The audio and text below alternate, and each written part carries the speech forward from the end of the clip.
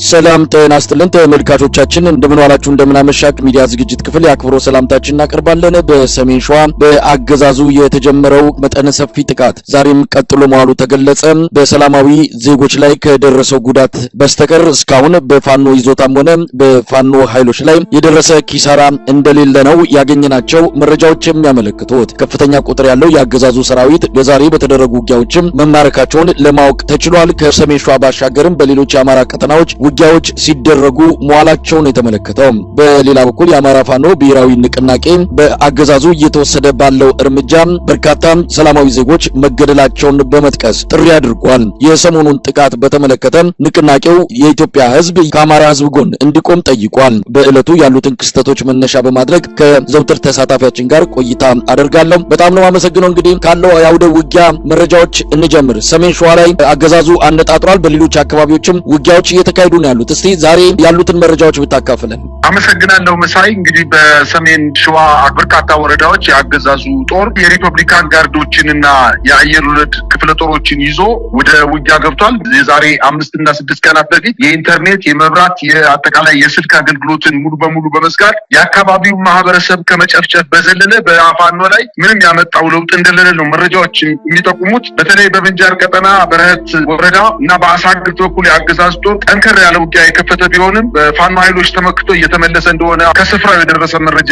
ያመላክታል። በተለይ ብርጋዴር ጄኔራል ተፈራ ማሞ እና ሌሎች አመራሮች ይገኙበታል የተባለውን አካባቢ ለማጥቃት ከፍተኛ እንቅስቃሴ ያደረገው የአገዛዙ ጦር ምንም ውጤት ባለማምጣቱና በርካታ ሰራዊቱን አስፈጅቶ ወደኋላ በሚያፈገፍግበት ሰዓት ያገኛቸውን ንጹህ አርሶ አደሮች በመሰብሰብ ተፈራ በዚህ አካባቢ ታይቷል፣ መቼ አይታችሁታል፣ አውጡ መረጃ እያለ ሰዎችን በከፍተኛ ደረጃ እየገደለ እንደሆነ ነው መረጃዎች የደረሱን። እንዲሁም የከሰም ኮረን ትኩረት ያደረገ ዘመቻ የአገዛዙ ጦር አድርጓል። በተለይ በበረከት ምንጃር ሸንኮራ ሀገረ ማርያም አሳግርትና አንኮበር ገጠራማ ቦታዎች ላይ የስልክ አገልግሎት እንዲሁም የመብራት አገልግሎት ሙሉ በሙሉ በማቋረጥ ከፍተኛ የሆነ የጥቃት ዘመቻ ቢከፍትም በፋኖ ኃይሎች የከበባ ስቦ መምታትና መልሶ ማጥቃት ስልቶችን በመጠቀም በገፍ የመጣውን የአገዛዙን ጦር በመምታት ከፍተኛ ክሳራ እንዳደረሱበትና በርካታ ሰራዊት እየተመታ በሄሊኮፕተር ወደ አዲስ አበባ እየተጫነ እንደሆነ ነው መረጃዎች እየጠቆሙ የሚገኙት። በተለይ ደግሞ በይፋት ቀጠና በሸዋሮቢት ዙሪያ ዋላጊ ዲሳና ወፍከሊና በሚባሉ አካባቢዎች ላይ ከባድ ውጊያ ማምሻውን ተቀስቅሷል። በዚህ ውጊያ የፋኖ ኃይሎች ናቸው መጀመሪያ ጥቃቱን የፈጸሙት። የአገዛዙ ጦር እነዚህን 2 ቀበሌዎች ለቆ ወደኋላ ማፈግፈጉና በተለይ ከሸዋሮቢት ከተማ ውጪ ሁሉም አካባቢዎች በእነዚህ አካባቢዎች ላይ የስልክና የኢንተርኔት አገልግሎት ተቋርጧል። በዘፈቀደ መድፎችን ዙ 23ቶችን ድሮኖችን እየተጠቀመ ሄሊኮፕተሮችን እየተጠቀመ የአርሶ አደር ቤቶችን በከፍተኛ ደረጃ እንዳወደመና የአርሶ አደር ቤተሰቦች ቤታቸውን ዘግተው በተቀመጡበት በከባድ መሳሪያ በርካታ ሰዎች እየሞቱ እንደሆነ ነው መረጃዎች እያመላከቱ የሚገኙት። በመንዝማማ ግሸራቤ፣ መራቤቴ፣ ደራ አካባቢ ውጊያ አሁንም በስፋት ተቀጣጥሎ እንደቀጠልና የአገዛዙ ጦር ያሰበውንና ያቀደውን የፋኖ አመራሮችን ለመምታትና አካባቢውን ለማጽዳት ከፍተኛ ጥረት ቢያደርግም እንዳልተሳካለት ነው የአካባቢ የዜና ምንጮቻችን የገለጹት።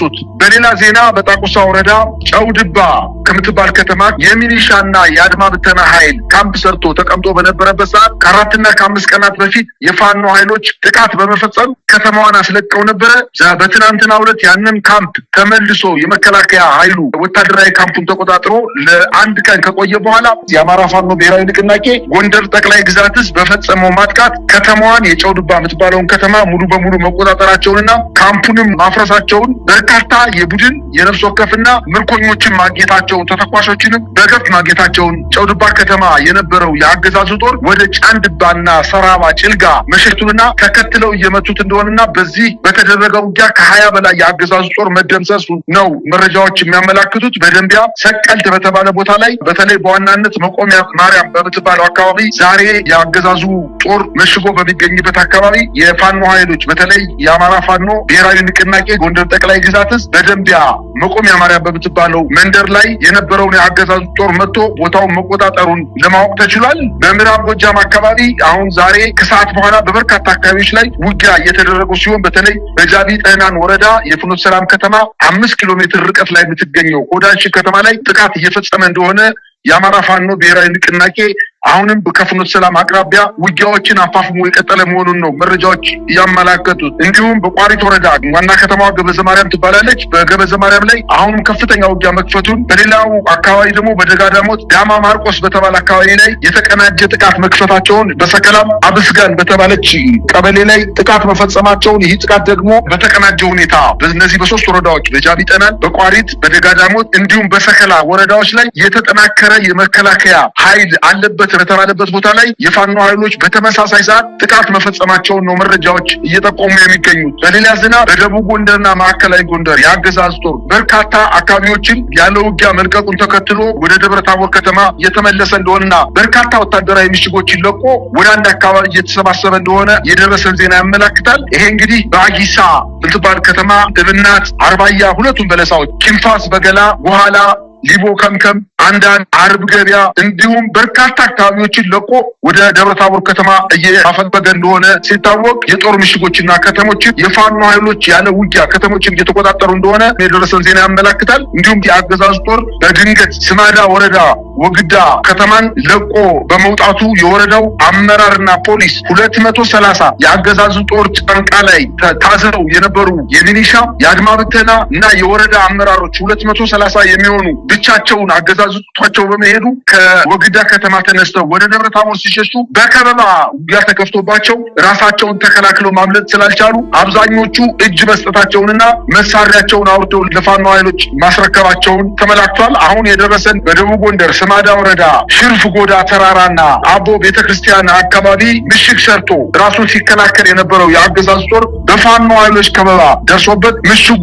ተሰብሮ መበታተኑንና ወደ ደብረ ታቦር ከተማ እየሸሸ እንደሆነና በተደረገው ተጋድሎ ስማዳ ወረዳን የፋኖ ኃይሎች መቆጣጠራቸውን ለማወቅ ተችሏል። የስማዳ ከተማ ወግዳን ተቆጣጥረዋታል። ሲሸሽ በነበረው ጦር ላይ በቆረጣ በርካታ ኃይል እንደተመታበትና ወደ ደብረ ታቦር ከተማ እየሸሸ ቢመጣም ነገር ግን በተለያዩ አካባቢዎች የፋኖ ኃይሎች ቆረጣ በመፈጸም ከፍተኛ ክሳራ እንዳደረሱበት ነው መረጃዎች እያመላከቱ የሚገኙት። እንግዲህ ያሉትን አጠቃላይ የአውደ ውጊያ ውሎችን በተለይ ሰሜን ሸዋ አካባቢ የሚታየውን እንቅስቃሴ የተመለከተ በዝርዝር ነው መረጃውን ያካፈልከን። በአንዳንድ ቦታዎች ላይ ካንተ ዘገባ መረዳት የተቻለው የአገዛዙ ጦር እየወጣ እንደሆነ አብረዋቸው የብልጽግና አመራሮች እንደዚሁም ሚሊሻና አድማ በታኝም ተያይዘው መከላከያ ሲወጣ እግሩን ተከትለው እየወጡ እንዳለ የቀሩት እጃቸውን እየሰጡ መሆናቸው እንሰማለን። ምናልባት ይሄ እርምጃ ከምን የመነጨ ነው? አገዛዙ ለምንድነው በተለይ ጎንደር አካባቢ ደቡብ ጎንደር ወረዳዎችን እየለቀቀ ወደ አንድ ቦታ እየተሰባሰበ ያለው? ምክንያቱ ይታወቃል ወይስ ኃይል ሰሜን ሸዋ ላይ ስለሆነ መጠነ ሰፊ ጥቃት የከፈተው በአሁኑ ሰዓት ወደዛ ኃይሉን እየሰበሰበ ነው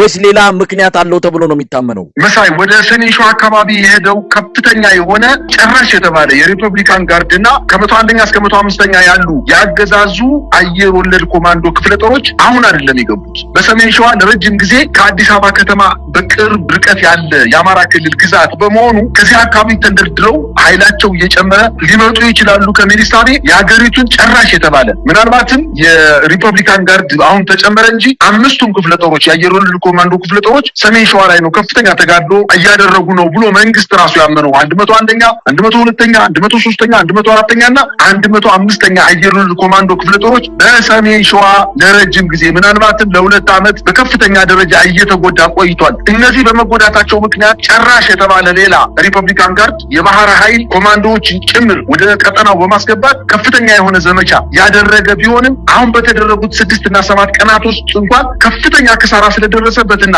ምናልባትም በኋላ አንተና እኔ ስንነጋገር ምን ጨምረው ከኤርትራና ከትግራይ አካባቢ ስጋት አለብኝ በማለት ወደዛ አካባቢ ከባባድ መሳሪያዎችን እያንቀሳቀሰ በመሆኑ የጎንደር አካባቢ የኃይል እጥረት ስለተከሰተበት የጎንደር አካባቢ በተለይ ማዕከላዊ ጎንደርና ደቡብ ጎንደር ያለውን ኃይሉን ሙሉ በሙሉ አውጥቶ ወደ ከተሞች በማስጠጋት በአውሮፕላንም በተለያዩ የመጓጓዣ ተጠቅሞ ወደ ሰሜን ሸዋ ለማንቀሳቀስ ፍላጎት እንዳለው ነው የሚያሳየው። ይሄ አካባቢ እንግዲህ ከደቡብ ጎንደር ወደ ሰሜን ሸዋ ለማድረስ በፍጹም የማይቻል መሆኑ አንደኛ ከደቡብ ጎንደር ተነስቶ ከስማዳ ከደብረ ታቦር ተነስቶ በባህር ዳር አድርጎ ፍኖተ ሰላም ማርቆስ አድርጎ ሰሜን ሸዋ ለመድረስ በርካታ ቀናትን ሊፈጅበት እንደሚችል እና እየተከተለው ያለው ራሱን የመከላከል መንገዶች በሙሉ የድንጋጤና የፍርሃት ፍጹም ውጤት የማያመጡ አካሄዶችን እየተከተለ እንደሆነ ነው። በአጠቃላይ መንግስት ይህንን ነው እያደረገ ብለን ለመገመት እንኳን በሚያስችለን ደረጃ ላይ አይደለንም። ምክንያቱም ይሄ መንግስት ጠዋት ያደረገውን ነገር ሽሮ ከሰዓት በኋላ ሌላ አዲስ ነገር ነው እያመጣብን ያለው። ስለዚህ በሰሜን ሸዋ ከፍተኛ ክሳራ ደርሶበታል። ወታደሮች አንስቶ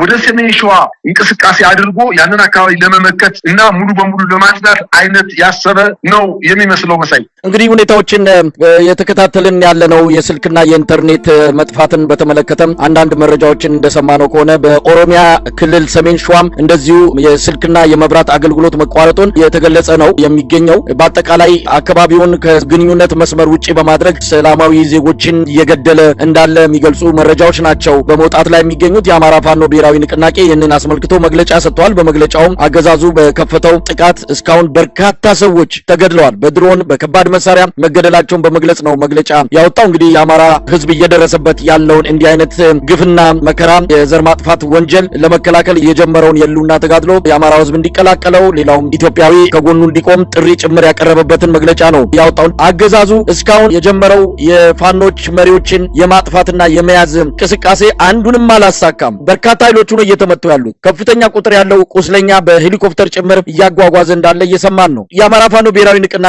ጥሪን መነሻ አድርገን ምን ማለት እንችላለን? መሳይ እንደው ከዛ በፊት ወደዚህ ወደ አማራ ፋኖ ብሔራዊ ንቅናቄ በአማራ ክልል እየተደረገ ወዳለው አጠቃላይ ዘርፈ ብዙ የሰላማዊ ሰው ግድያ ከመሄዳችን በፊት በሰሜን ሸዋ የሪፐብሊካን ጋርድ፣ አየር ወለድ ኮማንዶ፣ መደበኛ ጦሮች፣ የባህር ኃይል አሰልፎ አልቻለም። አሁንም ዛሬ እየተደረገ ባለው ጦርነት በአማራ ክልል እየተዳደረ የሚገኘው የኦሮሚያ ልዩ ዞን የሚባለው ከሚሴ ተብሎ የሚጠቀሰው አካባቢ ያሉ ታጣቂዎችን በዛ አካባቢ የሚንቀሳቀሱ የሸኔ አባላትን ሳይቀር ወደ ውጊያ ከመከላከያ ጋር ገብተው ወደ ቆቦ ተብሎ በሚጠቀሰው አካባቢ ላይ የውጊያ እንቅስቃሴ ውስጥ ገብተዋል። ይህ የሚያሳየው በሰሜን ሸዋ ያለው ኃይል እጅግ በጣም ጠንካራ፣ በየትኛውም የሀገሪቱ ጦር ዘመቻ ቢካሄድበት መመከት እንደሚችል መንግስት አውቆታል። ለዛም ነው አሁን ከጎንደር ያለውን ኃይል አውጥቶ ወደዛ ለመውሰድ እንቅስቃሴ ውስጥ የገባው። ማሸነፍ እንደማይችል ስላወቀው አሰማርቻለሁ ብሎ ያለውን ጦር በሙሉ በአከርካሪ እንዲሰበር አድርገው መክተው በስቦ መምታት እንዲሁም በመልሶ ማጥቃት ከፍተኛ ጉዳት ስላደረሱበት